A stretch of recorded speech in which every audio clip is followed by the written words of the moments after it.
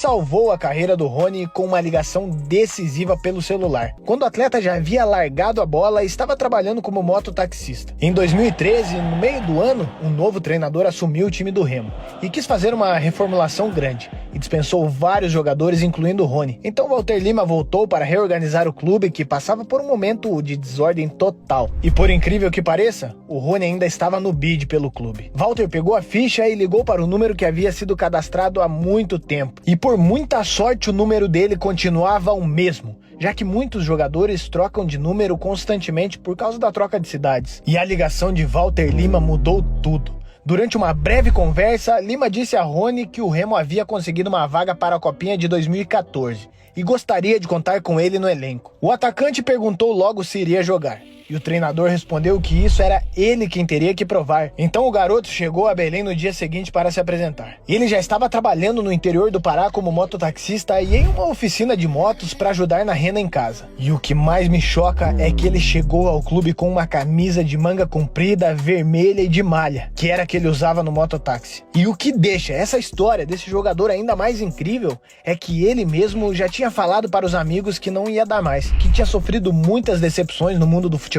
A vida dele era muito sofrida, de muita carência e necessidade. Ele tinha deixado o futebol para trabalhar mesmo, pois precisava se sustentar. Mas, segundo alguns relatos, Rony sempre foi um garoto muito alegre e feliz, principalmente persistente nessa fase da sua vida. E desde quando jogava em um campo de terra e tinha que colher mandioca para ajudar seus pais na roça, sua história já havia sido escrita pelo cara lá do alto. Logo que Rony retornou à base do Remo para os treinos, ele causou uma boa impressão e conseguiu carimbar a sua passagem para a Copa São Paulo do ano seguinte. E segundo relatos, o filho do treinador, quando viu o Rony treinando no primeiro dia em Belém, ficou impressionado e falou o seguinte: "Pai, cuida bem desse menino, porque ele é diferenciado." Ele tinha uma disposição incrível, apanhava o jogo inteiro, mas sempre levantava e nunca desistia, relatou o ex-treinador de Rony.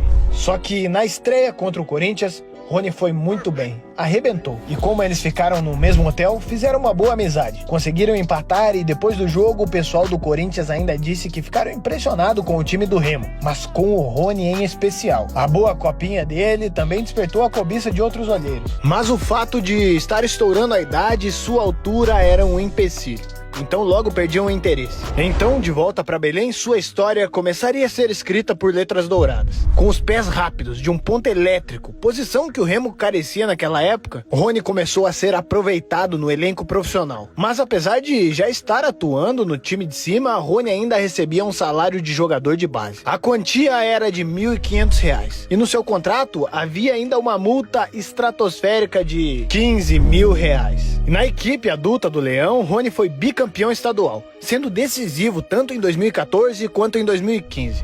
Walter Lima se emociona até hoje ao lembrar da atitude do atacante após um dos títulos. Normalmente, depois de uma conquista, tem um local aqui em Belém chamado Doca, onde os clubes festejam. O Remo todo foi para lá, mas o Rony foi do Mangueirão até a minha casa me entregar a camisa dele. Ele deixou a festa de lado para ir me agradecer. Um garoto tão jovem e com uma sequência em uma grande equipe e já com 2 títulos, logo chamou a atenção do Náutico, onde teve uma breve passagem e depois pelo Cruzeiro Sub-20. E não demorou muito até ser negociado. Então ele embarcou rumo ao outro lado do mundo, jogar no futebol japonês, pelo Albirex Niigata, onde passou uma só temporada.